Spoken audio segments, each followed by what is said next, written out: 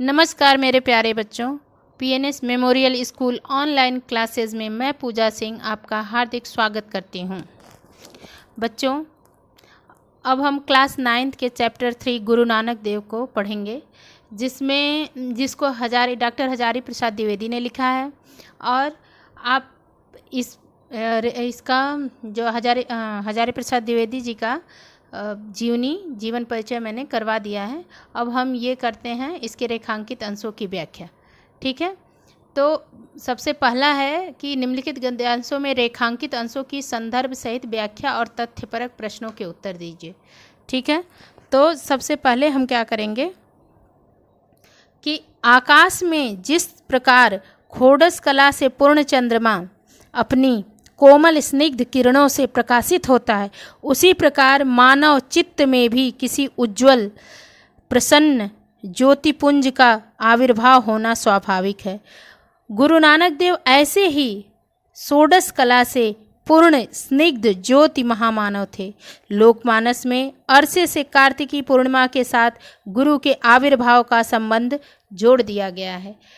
गुरु किसी एक ही दिन को पार्थिव शरीर में आविर्भूत हुए होंगे, पर भक्तों के चित्त में वे प्रतिक्षण प्रकट हो सकते हैं।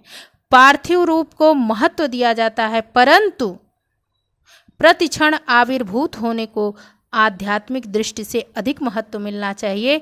इतिहास के पंडित गुरु के पार्थिव शरीर के आविर्भाव के विषय में वाद विवाद करते रहे। इस देश का सामूहिक मानव चित्त उतना महत्व नहीं देता। देखिए, आकाश में जिस तरह जैसे षोडश जो होता है, खोडस भी बोलते हैं, तो ये 16 कलाओं से परिपूर्ण चंद्रमा होता है। स्निग्ध मतलब मुलायम किरणों से प्रकाशित होता है।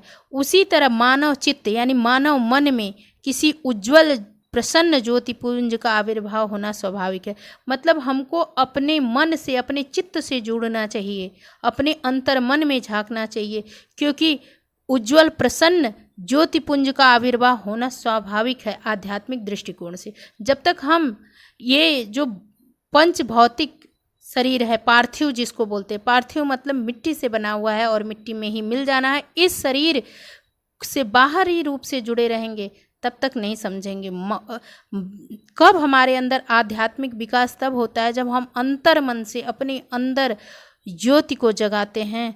तब क्या आविर्भूत होता है हमारे अंदर? एक उज्ज्वल प्रसन्न ज्योतिपुंज का आविर्भाव होना स्वाभाविक है, जो हमें एक गुरु से ही मिलता है। ठीक, तो आप लोग ये समझ गए होंगे आध्यात्मिक क्या होता है। आध्यात्म से जुड़ना, ठीक है, जो वो भी हमारे अंतर मन से ही जुड़ेंगे। जब हम सबके अंदर भगवान देखेंगे और अपने अंदर, अपने आत्मा में, अपने आत्मा से भी जुड़ेंगे कि हमारे अंदर भी वही है नारायण और सबके अंदर भी है। ठीक, तो अब हम लोग करते हैं उपर्युक्त गद्यांश का संदर्भ लिखिए। तो आप लोग संदर्भ हेडिंग डाल लीजिए। प्रस्तुत गद्य हमारी पाठ्य पुस्तक। आप लोग क्या करेंगे कि सबसे पहले संदर्भ हेडिंग डालेंगे, उसमें लिखेंगे कि प्रस्तुत गद्यांश हमारी पाठ्य पुस्तक हिंदी गद्य के गुरु नानक देव पाठ से उद्धृत किया गया है। गुरु नानक देव को इन्वर्टेड कामा में का सिंगल इन्वर्टेड कामा में कर लीजिएगा। उसके बाद हम क्या करेंगे कि रेखांकित अंशों की व्याख्या करेंगे। ठीक है, तो व्याख्या लिख लीजिए कि प्रस्तुत गद्यांश में लेखक ने यह बताया है कि आकाश में जिस प्रकार 16 कलाओं से युक्त चंद्रमा प्रकाशित होता है, ठीक उसी प्रकार मानव के मस्तिष्क में किसी ज्योतिपुंज का उत्पन्न होना अत्यंत स्वाभाविक है।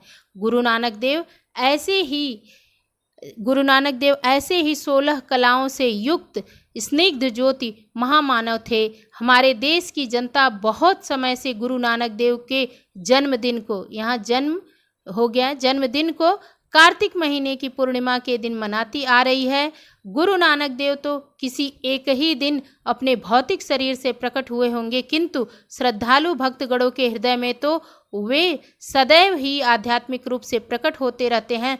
यद्यपि भौतिक रूप से जन्म लेने को महत्व दिया जाता है। मतलब जब हम पैदा होते हैं तो भौतिक रूप से जो हमारा ये शरीर होता है पंच महाभूतों से बना हुआ, उसका महत्व होता है। लेकिन होता जा रहा है, फिर भी प्रतिक्षण आध्यात्मिक दृष्टि से जन्म लेने का अधिक महत्व। जिस दिन हम अपने आप को जान लेंगे उस दिन हम आध्यात्मिक दृष्टि से जन्म लेने की बात समझ में आएगी। आप लोग को महत्व समझा जाना चाहिए ऐसी लेखक का मत है। यद्यपि इतिहास के विद्वानों के मत में उनकी जन्म तिथि संबंधी विवाद है, किंतु देश की जनता का सामूहिक मन इस बात पर विशेष ध्यान नहीं देता।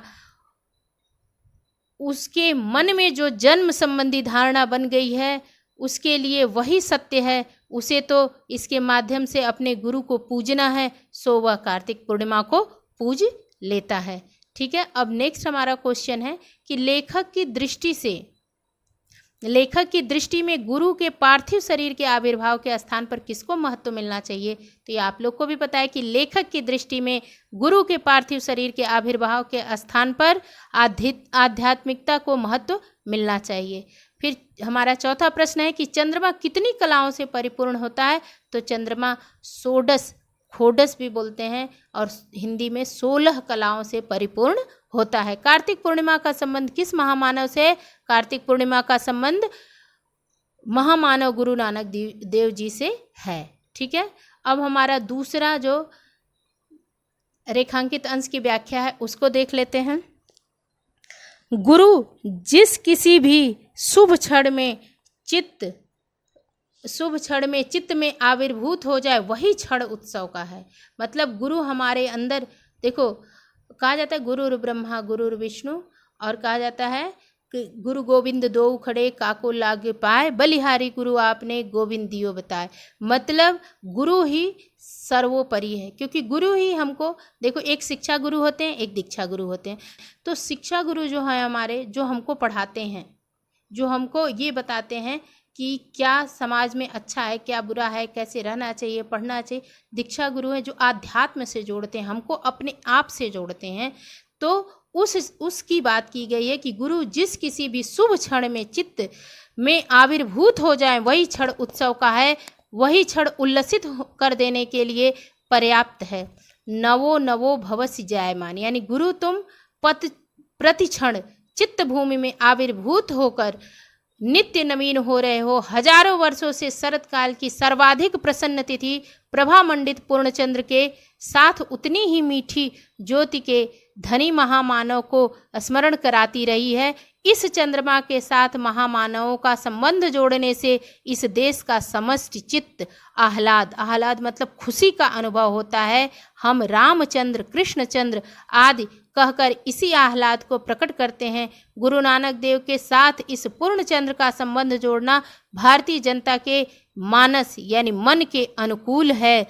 आज वह अपना आह्लाद यानी खुशी प्रकट करती है कार्तिक पूर्णिमा के दिन उनका जन्म दिवस मनाकर। ठीक है, उपर्युक्त गद्यांश का संदर्भ आप लोग को पता है कि सारे रेखांकित अंशों का जो संदर्भ है इस चैप्टर का वो एक ही रहेगा कि प्रस्तुत गद्यांश हमारी पाठ्य पुस्तक हिंदी गद्य के गुरु नानक देव नाम पाठ से उद्धृत है। इसके लेखक आचार्य हजारी प्रसाद द्विवेदी जी हैं। अब हम लोग रेखांकित अंशों की व्याख्या कर लेते हैं कि लेखक का मत है कि गुरु जिस किसी भी शुभ मुहूर्त में हृदय में उत्पन्न हो जाए वही समय, वही मुहूर्त आनंद का है, प्रसन्नता का है। वह ऐसा समय है जो जीवन में हर्षो उल्लास भर देने वाला होता है। परमात्मा की ये महान विभूतियाँ प्रतिक्षण भक्तों के हृदय में जन्म लेकर नित्य नया रूप धारण करती रहती हैं। सच है कि गुरु तो हर क्षण चित्त भूमि अर्थात मन में उत्पन्न होकर नए नए होते रहते हैं। भक्तों के लिए ऐसा क्षण उत्सव का है, उल्लास का है। हजारों वर्षों से शरत काल की यह तिथि प्रभा मंडित पूर्णचंद्र के साथ उस